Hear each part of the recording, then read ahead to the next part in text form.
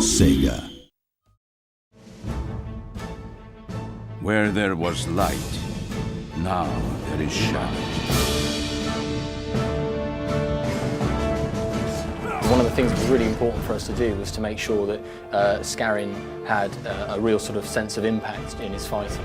And the way we do that is have a variety of combinations that you can pick. You might want to stab one particular guy with a thrust, which would be a particular combination of buttons, and then turn around and do an overarm swing on another guy. And so all the time you're picking particular targets. I'm going to get you with this attack, and I'm going to get you with that attack. We've gradually allowed smaller skirmishes and ambushes to come into the quest system as well.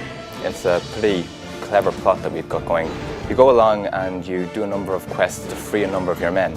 You need these men in order to complete your large-scale battles, which are effectively the boss fights. I think fundamentally they're just absolutely unique.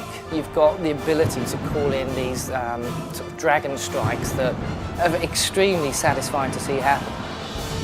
The idea of this cutscene of the dragons flying in and your men gathering for this big battle, and then as soon as the player gets control, he's actually in the front line leading the charge of thousands of men. It's a really epic moment gameplay that, again, you don't see in any other game.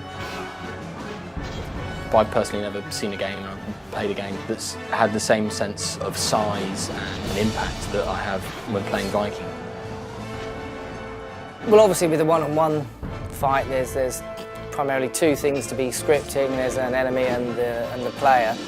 As soon as you start putting thousands and thousands of men into the equation, there's just no way we'll be able to do individual scripting. So we move on to a sort of squad-based system where you can determine how many men actually operate within a squad. And it could be any number between 2 and 200.